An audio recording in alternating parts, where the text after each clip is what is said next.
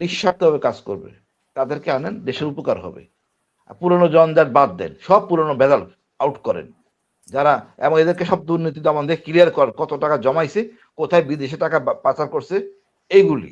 আমি মনে করি একটা পাচার আইনটা কঠিন হওয়া উচিত, দ্রুততম ট্রাইব্যুনালের মধ্যে বিচার করা উচিত, দেশ ঠিক হয়ে যাবে। আমার মনে হতাশার কিছু নাই।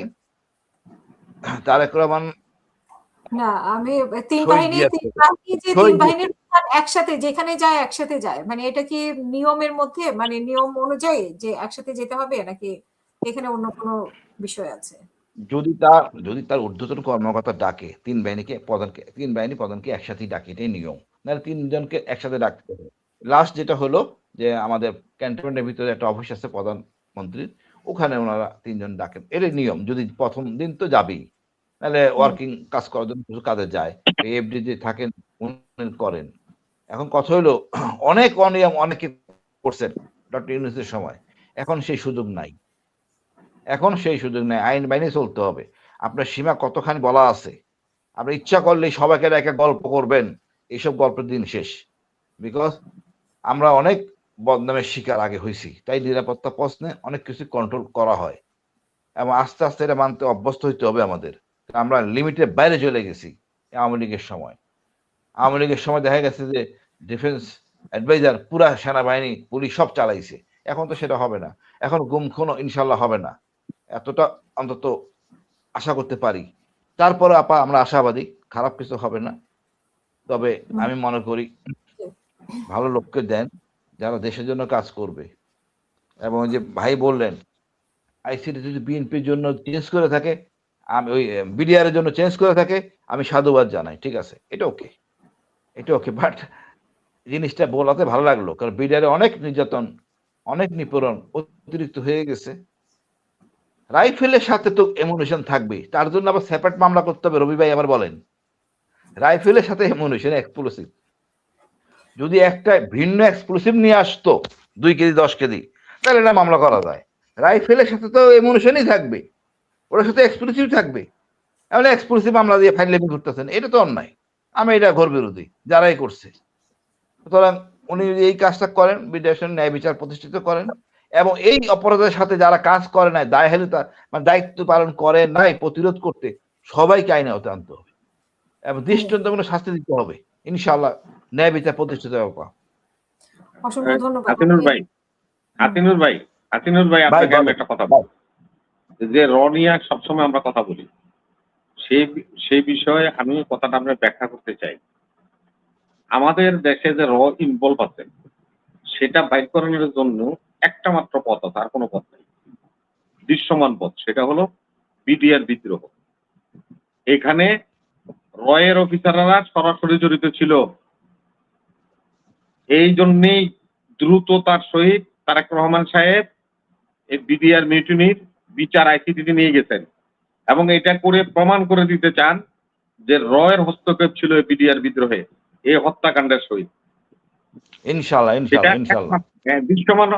আপনি আর্মির লোক, আমি এই জন্যই বলছি আপনারা, যে আপনি নিজে জানেন, তা আপনি একটা বাহিনীর মনে করেন, আপনি একটা ইয়েতে জিওসি, সে মনে করেন একটা ক্যান্টনমেন্ট, আপনার জিওসি ওই ক্যান্টনমেন্টের একটা জন্মের ইতিহাস আছে, তো আপনি জন্মবার্ষিকী পালন করবেন।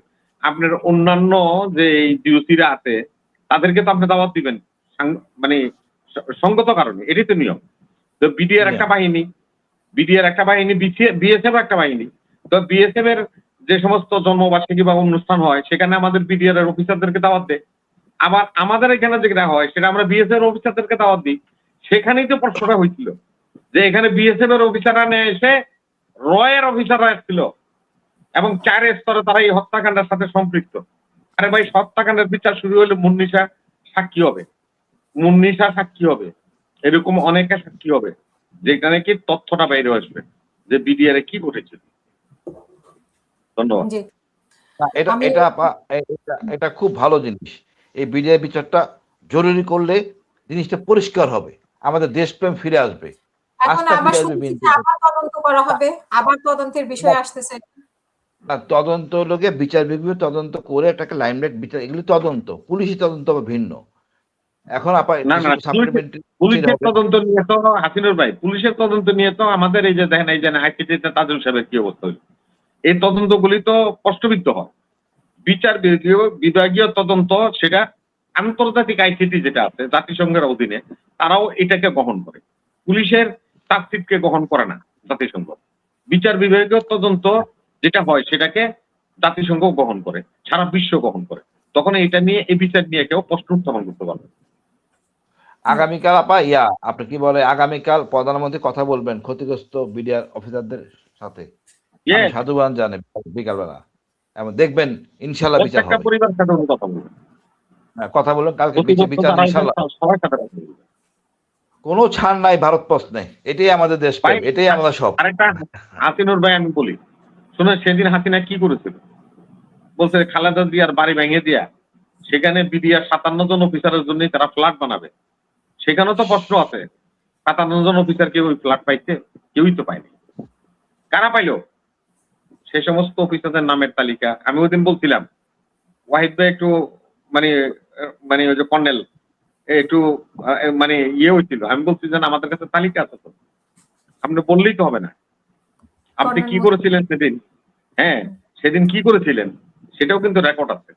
এবং হাসিনা এই বাড়ি ভেঙ্গা 57 জন অফিসারের পরিবারকে ফ্ল্যাট দিবেন বা বাড়ি দিবেন, তারা পাইছে কিনা সেটাও তো রেকর্ড আছে। বিডিআর বিচার শুরু হলে এগুলি সব আসবে। কোন ফ্ল্যাট বিডিআর ভাবে দেওয়া হয় নাই, না দেয় নাই তো, কোনো ভাবিরেই পাই না। না আমাদের এদের লাঞ্ছনা গঞ্জনা কত তিক্ত বিতক্ত করছে ভাই, আপনি ব্যক্তিগত ভাবে জানেন, এটা নিয়ে আপনিও কাজ করেন আমিও কাজ করছি, আমাকে হক ভাই আছে। আমরা যে ভাবিদের সাথে রাওয়াতে দিনের পর দিন কথা বলছি না, ওনাদের সমস্যা সম্বন্ধে আমরা শুনছি না, আমরা লিপিবদ্ধ করছি না, এগুলো প্রতিবেদন করছি না। ইচ্ছা করলে একটু আলোচনায় যাই। রাওয়াতে আসেন 11টার সময় ভাই, ওই সময় আলোচনা হবে, যেহেতু কালকে দেখা করবে এটা অবশ্যই একটা আলোচনায় আসবে। থ্যাংক ইউ আপনি মেহেদী হাসান পলাশ, থ্যাংক ইউ। আলোচনায় আসি যে আমরা তো এটা নিয়ে কাজ করছিলাম, তো আমাদেরকে স্মরণ না করলে আমরা যাবো কেন? আপনি হাসিনুর ভাই বলতেন আমি দাওয়াত দিচ্ছি কালকে 11টায় রাওয়াতে থাকবো, ইনশাল্লাহ আসবেন, কথা বলবো ইনশাল্লাহ। হ্যাঁ, মেহেদী